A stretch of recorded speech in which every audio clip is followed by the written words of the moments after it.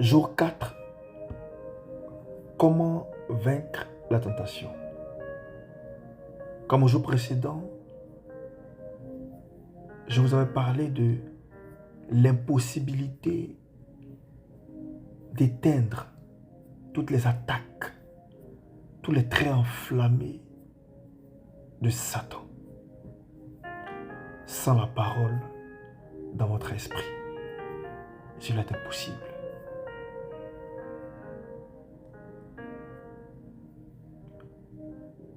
La Bible nous dit dans Colossiens chapitre 3 au verset 2 de nous attacher aux réalités d'en haut et non à celles qui sont sur la terre.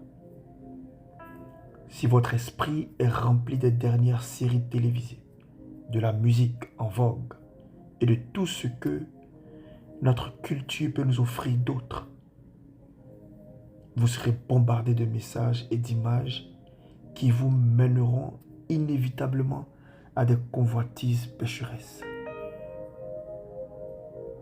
Je ne vous dis pas de ne pas regarder des séries télévisées ou même d'écouter la musique en vogue, non. Mais de ne pas vous remplir de toutes ces choses. Attachez-vous aux réalités d'en haut. Demeurez dans l'adoration, dans la louange. Plongez-vous dans la parole. Méditez la jour et nuit.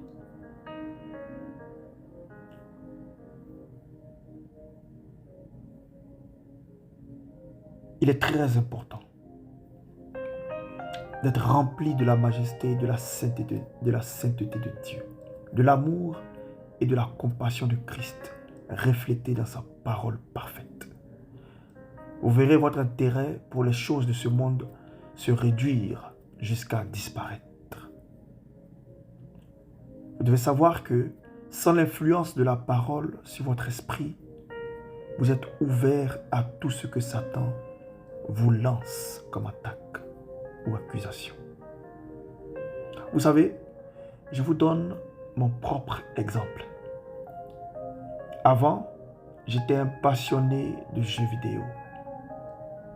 Grâce à la parole, j'ai su me détacher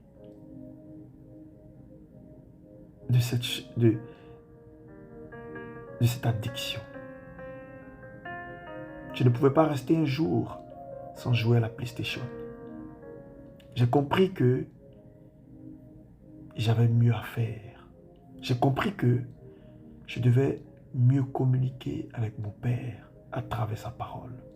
Je voulais connaître mon Dieu. Je voulais connaître Jésus-Christ. J'ai commencé à méditer la parole jour et nuit. Et c'est comme ça que j'ai été délivré de cette addiction. Gloire à Dieu. Si je vous l'ai dit, c'est parce que j'ai été transformé par la parole. Et ça marche, frères et sœurs. Combien d'heures avons-nous dans la journée? Combien d'heures? Combien?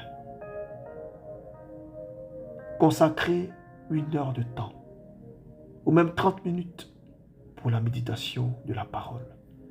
Et vous verrez. Alléluia.